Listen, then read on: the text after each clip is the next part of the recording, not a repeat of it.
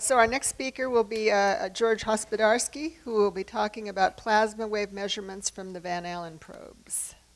Okay, I'm going to talk about some of the plasma wave measurements from the emphasis instrument from the Van Allen probes.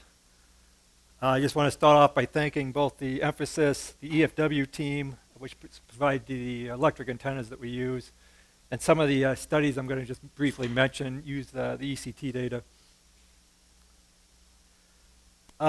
A lot of this is already covered earlier by Dan and others, but there's 3 particle instruments on Van Allen probes, 2 identically instrumented satellites.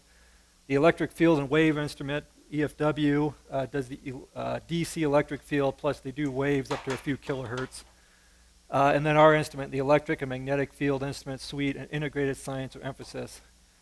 The apogee of the RBSB spacecraft are about 30,000 kilometers, about 5.75 RE. Perigee is a little under 600 kilometers, and the inclination is about 10 degrees, so it's basically right in the heart of the radiation belts. This is just a plot to show the sort of local time coverage we've done so far. At launch was the red orbit back in August 30th. We've processed around through the tail. We will get back to the launch orbit in May of 2014, and then back to the prime mission, which started October 30th, will be in July, and that's when we'll get complete local time coverage for one set of about a year and a half of RBSB data. Richard already showed this, but just some of the plasma waves that are important in the radiation belts. We have a magnetometer, the DC magnetometer on emphasis, goes from DC up to about 30 hertz. And there's been a number of people looking at ULF waves and EMIC waves. I'm not going to talk about these in detail, but some of this has already been published and some is ongoing. The wave instrument consists of a 6-channel waveform receiver called the WFR that does simultaneous measurements of the 3 axis electric field and the 3 search coils, magnetic wave things. And a high frequency receiver it has a single measurement on one of the electric antennas. The survey data cadence is typically 6 seconds. We do have a 1-second fast survey mode that we go into sometimes. That provides, for the WFR, it's done by a 16,384 sample waveform, sampled at 35 kilosamples per second, which gives you a little less than half a second waveform. On board is FFT'd, calibrated, and bin averaged, and what's sent to the ground is 65 frequency bins between 2.14 hertz up to 11 kilohertz. And the full spectrum matrix is sent to the ground, so you can do wave propagation analysis. The HFR on board, a 4,096 sample waveform, is collected at 1 megasamples per second. Again, the FFT is performed, and it's been averaged on board to 82 bins between 10 kilohertz and 500 kilohertz. We do send raw waveforms to the ground, both in burst mode and in a survey mode. The survey mode is primarily just to make sure the onboard processing is working correctly. We get the WFR typically once every 15 minutes, a half-second waveform, and the HFR typically 1 minute, though that is commandable to different rates. This is just a typical survey spectrogram. This is the high-frequency receiver. This is one orbit back from November 17th of 2012. You can see the upper hybrid resonance, which is used to calculate the density. You can see a type 3 burst. You can see some AKR. The middle panel is the sum of the 3 electric antennas. In this orbit, you can see chorus, you can see hiss. And the bottom panel is the sum of the 3 magnetic search coils. Again, you see the chorus and the hiss. The WFR I mentioned earlier, we usually plot from about 10 hertz to about 12 kilohertz, and the HFR goes from about 10 kilohertz up to 400 or 450 kilohertz. As I mentioned earlier, we get the whole spectral matrix done, so we can do wave propagation analysis. In this case, this is the plot of the sum of the B's for spacecraft A and spacecraft B from the 1st of November. And this is the wave normal angle. Blue is 0 degrees, red is 90 degrees compared to the background magnetic field. So you can see chorus here. This is half the cyclotron frequency. This is the lower hybrid. This is the ion cyclotron frequency. So you can see the chorus here. It's primarily nearly aligned with the magnetic field. and then these are magnetosonic waves, which actually propagate perpendicular to the magnetic field. Yesterday, there was a couple of talks that mentioned the density from the emphasis instrument. Bill Kurth is sort of leading this at Iowa. There's a graduate student, Sebastian Di Pascale, who one of Craig's graduate students who's also working on this. They calculate the density using the upper hybrid resonant frequency, where since we know we measure the DC magnetic field, we can get the cyclotron frequency, we measure the upper hybrid, and so you can calculate the plasma frequency. You can also use the cutoff of the continuum radiation to calculate the electron density, though this only provides a upper limit since you're not sure where where the density is highest between the source and the spacecraft.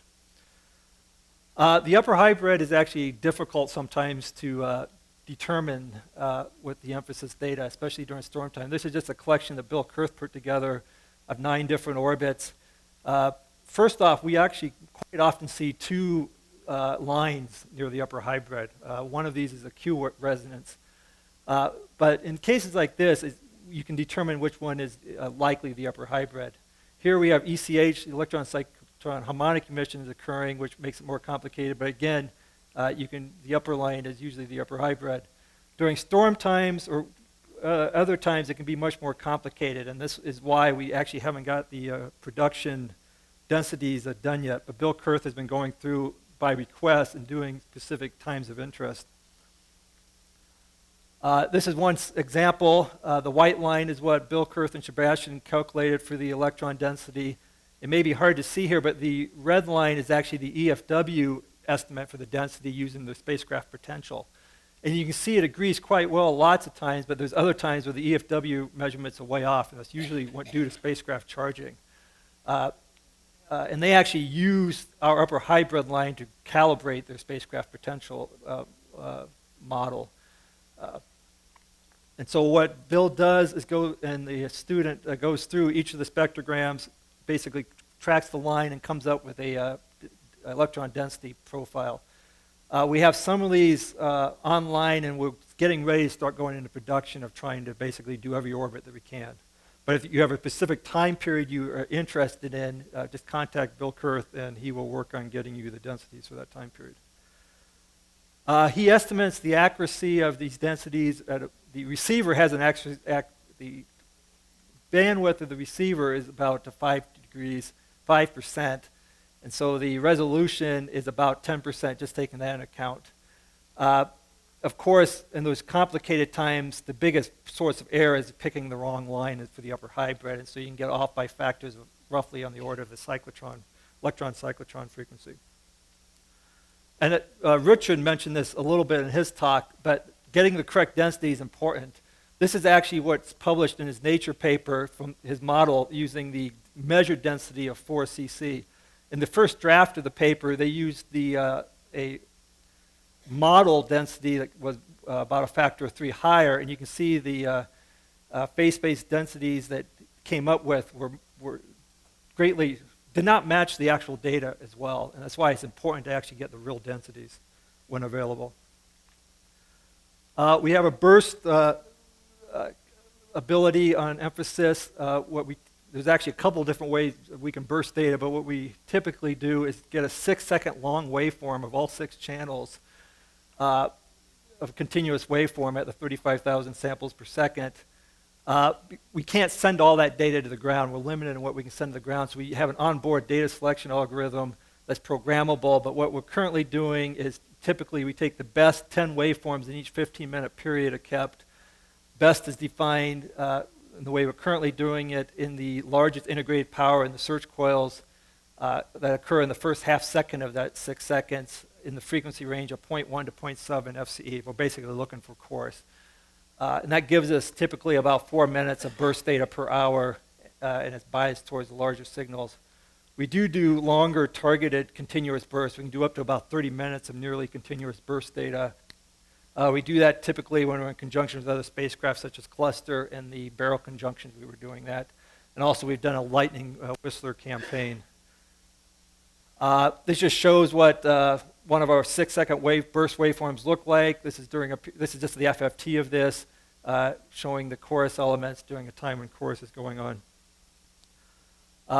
Because we get all 6 channels, we can do the wave normal analysis. Again, this is a different chorus example, but again, the elements, this is the wave normal angle. Again, 0 to 20 is bluish, so the wave normal angles are near between 0 and 20 degrees. This is the pointing vector from 0 to 180, and in this case, they're propagating anti-parallel to the magnetic field. This is a lightning whistler example. It's just kind of a nice example where you can see the bouncing of the whistlers. Again, this is the wave normal angle. It goes to very high angles. Here I plotted the pointing vector just on a blue to red scale just to show blue is parallel to the field, red is anti-parallel, so you can just see the whistler go past the spacecraft in each direction and becoming more dispersed. And actually, Holwertz and his student, Zheng, is using the worldwide lightning location network, which they have, doing studies correlating their ground-based observations to what RBSP sees. I'm just going to play, since Craig likes to play sounds, I'm just going to play some whistlers.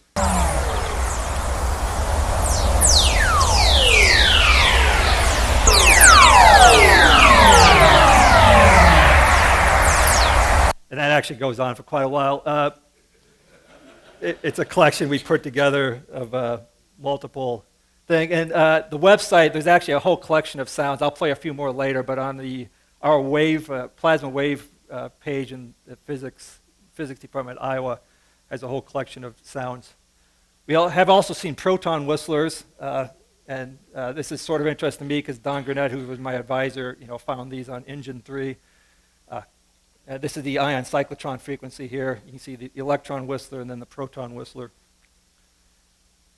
We also see magnetosonic waves. This is from Scott Bortson at Goddard. He's been looking at these, doing a statistical study of the fast magnetosonic waves. The lower hybrid frequency, the ion cyclotron, where they tend to occur, they tend to have kind of a linear structure quite often. Sometimes they're more His-like. As I mentioned earlier, they propagate perpendicular magnetic field and have k-vectors perpendicular, so they're easy to pick out when you look at our wave normal plots. And they also quite often have fine structure. Here's a very narrow banded structure on the order of the cyclotron frequency. I'm just going to skip that. We've also been a couple different studies looking at His. Win Lee has done a couple things, and she discovered that there are times we see very low frequency His, down to about 20 hertz, which is much lower than typical. And they found that this was correlated with the electrons, and their modeling showed that they actually were probably locally generated by the electron population. As Richard mentioned, most of the His is produced by chorus propagating into the plasmasphere, but some of the His can also be generated by local electrons. And Richard also mentioned that using the POSE satellites, you can convert the electron data into a global wave measurement. And Win Lee's also done this for His. His study used chorus, but basically from the measured His, you can estimate the electrons in the model, or with the measured electrons, you can estimate the His. And it works pretty well. This was just a thing from Beryl. Alexa, I don't believe, showed this, but there was a period back, I think this was on the 6th of January, I think. But this is our RPSB measurements, and there's His here, and there's some modulation in the His, and it actually matched the modulation they saw in the balloon. I haven't looked at this in detail, and Aaron Brenneman actually noticed this with EFW data, and he's looking at this in more detail. But there's actually some modulations in the balloon peak intensities with the His modulation, correlated well. And then there's chorus, which has been probably what's been most looked like, and this was just a short list of papers that I know have been submitted or published having to work with chorus with RBSP. Typical spectrum of chorus, rising tones coming in the lower band. This is half the cyclotron frequency. There's a really weak upper hybrid. This is burst data from Emphasis. We do sometimes see falling elements. This is the case back in November 2nd of 2012. Here I've done the wave normal analysis here, and these are very have large angles, up around 60 degrees or maybe even 70 degrees for these falling tones. We sometimes see chorus that have elements across the gap. The black line's half the cyclotron frequency. These elements don't pay any attention to half the cyclotron frequency. Down here, there is a gap between the lower band and upper band, but there are individual elements that actually cross the gap. And we see that reasonably often. It's not common, but we have multiple examples. This is just the wave normal angle for that earlier example, just to see how it changes across the gap. This is the wave normal angle. This is the pointing vector. This is kind of an interesting one. We don't see this very often at all, but there's this falling tone that becomes a rising tone. And again, I've converted this one to sound.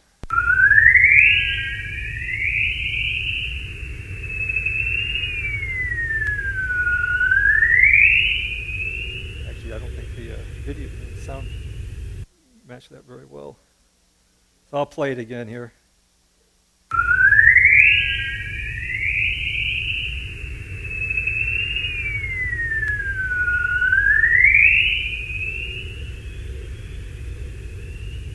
And this is actually a period where we had two 6-second burst snapshots, one after another. So there's a small gap in between them, but it's nearly continuous data.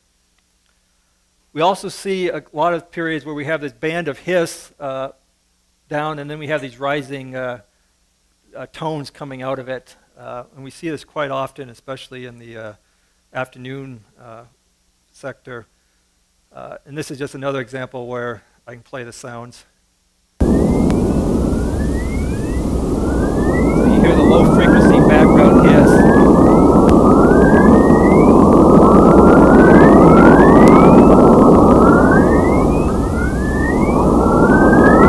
I won't play it all. This is another example. The spacecraft lap each other about every 65 days. They get about 100 to 150 kilometers apart from each other.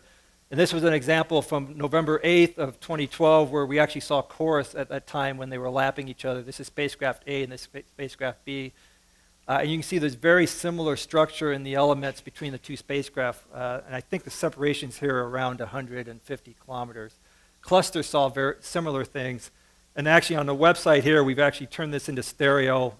One speaker is spacecraft A and the other speaker is spacecraft A.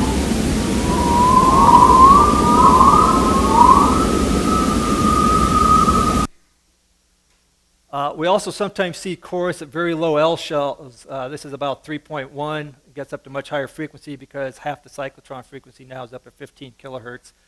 And this is just one example we caught in the burst data. It looks different than some of the other chorus, but it's chorus. I'm just going to really briefly summarize a couple of the studies. Santelic has a paper that just was published end of last year where he looked at individual chorus elements during the November 14th storm, looked at the substructure, the subpackets, looked at the amplitude and the wave normal angle. And one of his results shows that for the highest amplitude in the wave packets for the elements tend to be at the lowest wave normal angle. This is similar to what Richard was showing. Craig has also looked at this. We're plotting the chorus power by L shell versus the electron data, and you can see where there's burst of chorus, just like Richard showed, there's enhancements in the electrons. Scott Bounds is doing an amplitude survey of all the waveform data. What he presented at AGU was from October 1st up through of 2012 up to October 22nd of 2013, where we basically picked out the peak amplitude that's in all the waveform data for both B and E. About 364,000 waveforms were examined. I took his data and just looked at the ones that were above 3 nanotesla. I was just curious what were the strongest magnetic wave signatures we saw. And there were 175 waveforms that had greater than 3 nanotesla. The largest amplitude was 3.7 nanotesla, which is basically clipping our receiver without the attenuator. And we can go to higher amplitudes, but in the mode we're typically in right now, 3.7 is about the most we can measure. 163 of those were lower band chorus, so the majority of the strongest emissions we see are associated with chorus. There was one event that had very strong magnetosonic waves, and there was one solitary wave type event.